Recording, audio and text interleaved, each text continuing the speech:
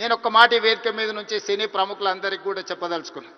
రాష్ట్ర ప్రభుత్వం కఠినంగా కనిపిస్తుంది, కానీ మిమ్మల్ని అభిమానంగా చూసుకుంటుంది. మీ అభివృద్ధికి 100% తోడ్పాటును అందిస్తుంది. ప్రభుత్వం నడిపేటప్పుడు కొన్ని నిర్ణయాలు తీసుకున్నా అది మిమ్మల్ని ప్రోత్సహించడానికి, మిమ్మల్ని అభినందించడానికి, మీకు సముచితమైన స్థానం కల్పించడానికే ఈ రాష్ట్ర ప్రభుత్వం ప్రయత్నం చేస్తుంది. ఈరోజు ఈ వేదిక మీద నుంచి తెలంగాణ రైజింగ్ 2047కు ఒక ప్రత్యేకత ఉన్నది. ఈ దేశానికి స్వతంత్రం వచ్చే 100 సంవత్సరాలు 2047లో మనం పూర్తి చేసుకోబోతున్నాం.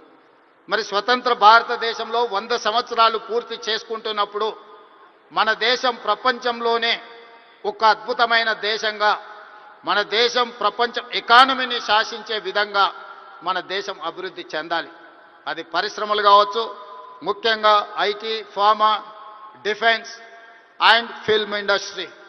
ఫిల్మ్ ఇండస్ట్రీ కూడా ఈ దేశంలో ఒక గొప్ప పరిశ్రమగా రాణించాలనేదే మా ప్రభుత్వం యొక్క ఆలోచన, మా ప్రభుత్వం యొక్క ప్రణాళిక. ఈరోజు హాలీవుడ్ అంటే అమెరికాకి వెళ్తున్నాం, బాలీవుడ్ అంటే ముంబైకి వెళ్తున్నాం. నేను అడుగుతున్న మిత్రుల్ని, రాజమౌళి గారిని, ఈరోజు ప్రపంచమే గుర్తించే విధంగా అద్భుతమైన సినిమాలను తీయగలిగిన మీరు ఆ పరిశ్రమను ఎందుకు ఈ గడ్డ మీదకి తీసుకురారు అని నేను మిమ్మల్ని అడుగుతున్నా. ఈరోజు రాష్ట్ర ప్రభుత్వం మీకు అండగా నిలబడ్డది. హాలీవుడ్ అమెరికా కాదు, బాలీవుడ్ ముంబై కాదు, హాలీవుడ్, బాలీవుడ్ హైదరాబాదు గడ్డ మీద ఉండాలి. మీకేం కావాలనో నాకు చెప్పండి, రాష్ట్ర ప్రభుత్వం మీకు అండగా నిలబడుతుంది. ఒక ఐటీ పరిశ్రమను, ఒక ఫార్మా ఇండస్ట్రీని, ఒక డిఫెన్స్ ఇండస్ట్రీని ఏ రకంగా ప్రోత్సహించినామో ఈరోజు ఫిల్మ్ ఇండస్ట్రీని అదే విధంగా ప్రోత్సహిస్తాం. మీకు కావాల్సిన ప్రణాళికలు అందిస్తాం. ప్రణాళికలు మీరు రచించండి. మా విజన్ డాక్యుమెంట్లో, తెలంగాణ రైజింగ్ 2047 విజన్ డాక్యుమెంట్లో ఫిల్మ్ ఇండస్ట్రీకి ఒక చాప్టర్ ఇస్తాం. ఆ చాప్టర్ని రాయాల్సిన బాధ్యత సినీ ప్రముఖులకు, ఇక్కడ ఉన్న పెద్దలందరికీ ఉంది. మీకేం కావాలనో నాకు చెప్పండి.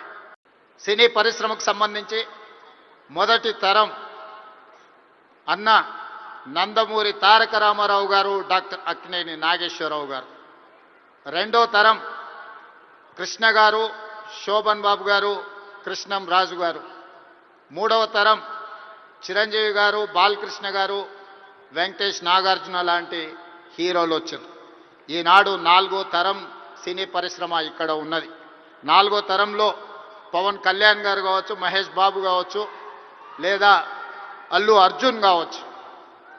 మీరందరూ ఈనాడు తెలుగు సినీ పరిశ్రమకు 4వ తరం ప్రాతినిధ్యం వహిస్తున్నారు. ఈరోజు ఈ వేదిక మీద నుంచి చాలామంది విద్యార్థి దశలో నాకు పరిచయం ఉన్న వాళ్ళందరికీ ఈరోజు సినీ పరిశ్రమలో రాణించిందని ఇక్కడ కలుస్తుంటే నాకు చాలా ఆనందం కలిగింది.